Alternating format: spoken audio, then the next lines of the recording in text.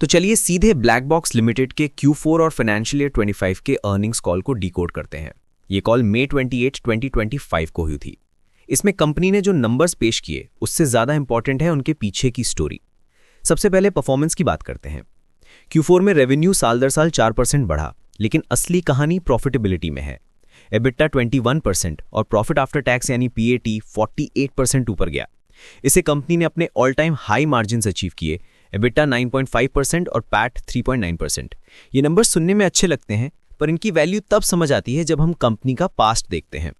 सोचिए 2019 में black box एक स्ट्रगलिंग US बेस्ड बिजनेस था जिसे AGC नेटवर्क्स ने अक्वायर किया।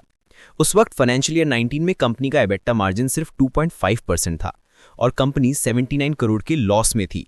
वहां से लेकर आज फाइनेंशियल ईयर 25 तक एबिटा मार्जिन 8.9% हो गया है और कंपनी 205 करोड़ के प्रॉफिट में है। ये एक मैसिव टर्न अराउंड है। पिछले कुछ सालों का पूरा फोकस कंपनी को स्टेबलाइज करने पर था, उसे एक प्रॉफिटेबल एंटरप्राइज बनाने पर था। अब CEO संजीव वर्मा के मुताबिक जब फाउंडेशन सॉलिड हो चुकी है तो फोकस स्टेबलाइज करने से हटकर सीधे ग्रोथ की तरफ जा रहा है। और उनका टारगेट छोटा मोटा नहीं है। कंपनी फिस्कल ईयर 29 तक $2 बिलियन का रेवेन्यू टारगेट कर रही है। ये एक बहुत बड़ा एम्बिशन है। इस एम्बिशन को सपोर्ट करने के लिए कंपनी ने पिछले साल कुछ बड़े स्ट्रेटेजिक चेंजेस किए, जैसे अपने बिजनेस को इंडस्ट्री वर्टिकल्स में बांट दिया ताकि क्लाइंट्स की ज़रूरतों को बेहतर तरीके से समझ सकें। लीडरशिप टीम और सेल्स फोर्स को मजबूत किया और सबसे इंपॉर्टेंट, उन्होंने लार्ज अकाउंट स्ट्रैटेजी पर डबल डाउन किया, यानी बड़े कस्टमर्स के साथ गहरे रिश्ते बनाकर उनसे ज़्यादा बिजनेस लेना। और इसका असर दिखना शुरू हो गया है। एक हुक यहाँ है, Q4 में कंपनी ने 1550 करोड़ के रिकॉर्ड ऑर्डर्स जीते हैं। ये Q3 से डबल से भी ज़्यादा है। ये सारे मल्टी ईयर कॉन्ट्रैक्ट्स हैं। Hyper scale clients, health care networks, airports, ऐसी जगहों से इससे कंपनी के ऑर्डर बुक में मार्च 2025 तक $504 मिलियन जमा हो गए हैं। तो सवाल उठता है कि ये ग्रोथ आएगी कहां से? कंपनी का सबसे बड़ा मार्केट US है। वहां डिजिटल ट्रांसफॉर्मेशन और AI ड्रिवन सॉल्यूशंस की डिमांड कम नहीं हो रही। S&P ग्लोबल की एक रिपोर्ट के अनुसार सिर्फ 5 AI हाइपरस्केलर्स, यानी आपसे हमसे बड़ी टेक कंपनीज, 2025 से 2029 के बीच $1.6 ट्रिलियन का केपेक्स यानी कैपिटल एक्सपेंडिचर करने वाली हैं। ये एक ऐसी वेव है जिसे ब्लैक बॉक्स राइड करना चाहती है। आपके हिसाब से नेक्स्ट क्वार्टर में ये स्टॉक आउट परफॉर्म करेगा क्या? और फिर आता है इंडिया। इंडिया एक अलग अपॉर्चुनिटी है। US के कंपैरिजन में इंडिया की पॉपुलेशन 4 गुना है, पर डेटा सेंटर कैपेसिटी US का एक छोटा सा फ्रैक्शन है, जबकि इंडिया दुनिया का सबसे बड़ा डेटा कंज्यूमर है। ये सप्लाई डिमांड का गैप एक बहुत बड़ी लॉन्ग टर्म अपॉर्चुनिटी है। ब्लैक बॉक्स ने इंडिया के लिए 100 करोड़ का अलग से इन्वेस्टमेंट कमिट किया है अपने बिजनेस को डबल करने के लिए। और इसका सबूत भी है। हाल ही में उन्होंने इंडिया की सबसे बड़ी म्युनिसिपल कॉर्पोरेशन के साथ 100 करोड़ का 5 साल का साइबर सिक्योरिटी कॉन्ट्रैक्ट जीता है। अब थोड़ा फाइनेंस की गहराई में चलते हैं। कंपनी के CFO दीपक बंसल ने बताया कि फाइनेंशियल ईयर 25 एक लैंडमार्क साल था।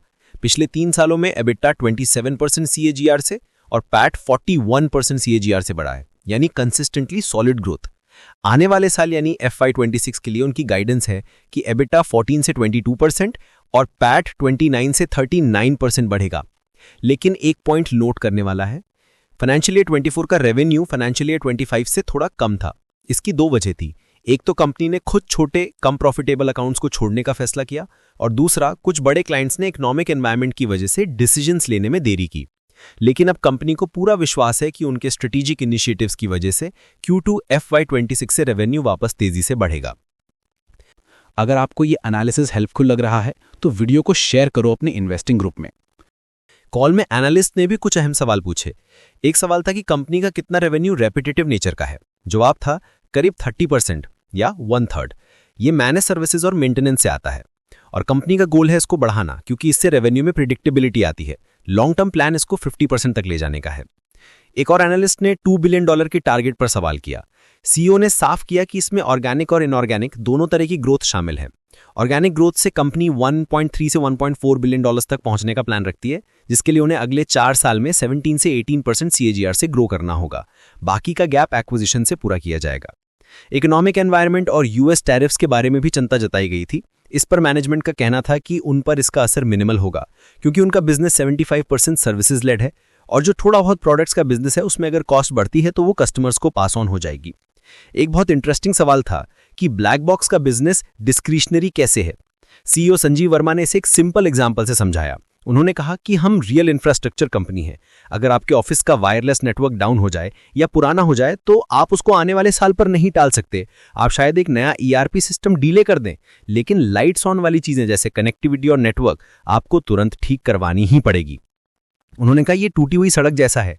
आप सड़क पर चलने वाली बस कितनी भी नई ले आओ, अगर सड़क ही टूटी है तो एक्सपीरियंस खराब ही रहेगा। डिजिटल इंफ्रास्ट्रक्चर वो डिजिटल हाईवे है। नेक्स्ट वीडियो किस स्टॉक पर चाहिए, कमेंट्स में लिखो। सबसे ज्यादा रिक्वेस्ट वाले स्टॉक पर अगला एनालिसिस होगा। और आखिर में एक एनालिस्ट ने इन बिल्डिंग 5G और डैश सॉल्यूशंस के बारे में पूछा, खासकर इंडिया के कॉन्टेक्स्ट में। मैनेजमेंट ने माना कि यूएस में ये एक बड़ा मार्केट है, क्योंकि वहां पर पब्लिक सेफ्टी के लिए कानून है कि हॉस्पिटल और एयरपोर्ट जैसी जगहों पर हर कोने में सिग्नल होना चाहिए। लेकिन इंडिया में अभी तक ये क्लियर नहीं है कि इसका पैसा कौन देगा, बिल्डिंग का मालिक, किराएदार या टेलीकॉम प्रोवाइडर जैसे जियो या एयरटेल। जब तक ये हु पेस का सवाल सॉल्व नहीं होता, इंडिया में ये एक बड़ी अपॉर्चुनिटी नहीं बन पाएगी। तो इस पूरी कॉन्फ्रेंस कॉल का सार क्या है? ब्लैक बॉक्स ने एक मुश्किल दौर से निकलकर खुद को सक्सेसफुली ट्रांसफॉर्म किया है। टर्नअराउंड फेज पूरा हो चुका है। कंपनी अब फाइनेंशियली स्टेबल है, रिकॉर्ड ऑर्डर्स जीत रही है और उसके मार्जिन्स अब तक के सबसे बेहतर हैं। उनका फोकस अब शिफ्ट हो चुका है स्टेबलाइजेशन से सीधे एम्बिशन पर। उनके सामने $2 बिलियन का एक बड़ा टारगेट है, जिसे हासिल करने के लिए उनके पास एक क्लियर स्ट्रैटेजी है।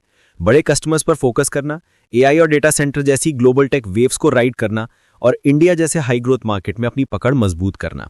सफर आसान नहीं होगा, लेकिन कंपनी ने अपने लिए एक मजबूत लॉन्च पैड तैयार कर लिया है। आने वाले क्वार्टर्स बताएंगे कि ये फ्लाइट कितनी ऊंची जाती है। अगर आपको वीडियो पसंद आया तो लाइक और शेयर करना मत भूलना।